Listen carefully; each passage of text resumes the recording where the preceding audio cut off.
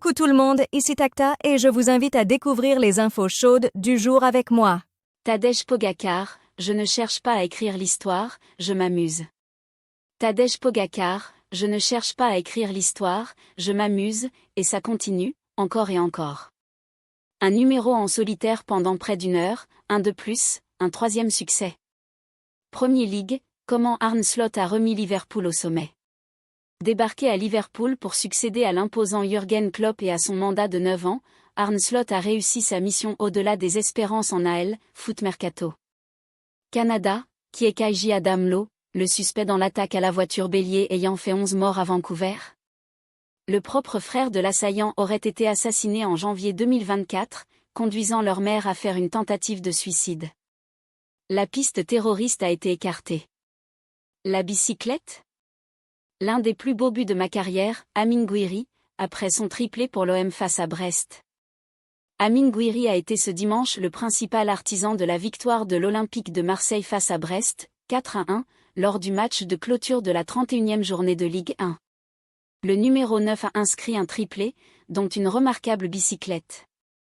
La reconnaissance de l'annexion russe de régions ukrainiennes est un prérequis à toute négociation avec Kiev, affirme Moscou.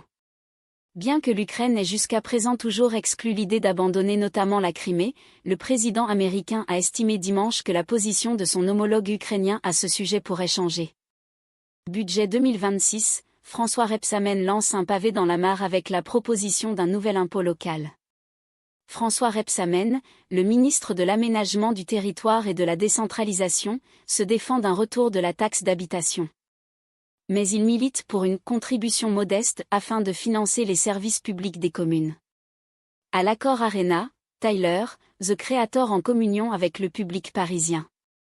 Le rappeur de Los Angeles, également producteur et styliste, a livré, dimanche 27 avril, un seul en scène très réussi pour le premier de ses 2 concerts dans la capitale. Le Sénat ne veut plus du sacré jour chômé du 1er mai. Une initiative parlementaire vise à autoriser, sous condition, l'ouverture des commerces dits essentiels le 1er mai. Portée par des sénateurs centristes avec le soutien du gouvernement, la proposition ravive des tensions politiques et syndicales autour du statut de cette journée emblématique autour de la fête du travail. Au Yémen, des frappes américaines sur un centre de détention de migrants font au moins 68 morts, selon des médias houthis. Les États-Unis ont frappé plus de 800 cibles dans ce pays depuis mi-mars, tuant des centaines de combattants parmi les rebelles houthis, a déclaré dimanche l'armée américaine. La souveraineté énergétique examinée sans vote à l'Assemblée, sur fond de menaces de censure du Rassemblement national. La programmation pluriannuelle de l'énergie, qui doit conduire à la neutralité carbone d'ici à 2050, doit faire l'objet d'un débat sans vote. Pour Marine Le Pen, il n'est pas question de laisser passer ces orientations sans l'approbation des députés. Et voilà, c'est le clap de fin pour aujourd'hui. Je vous quitte avec un sourire et l'assurance que demain sera encore meilleur. À demain les amis!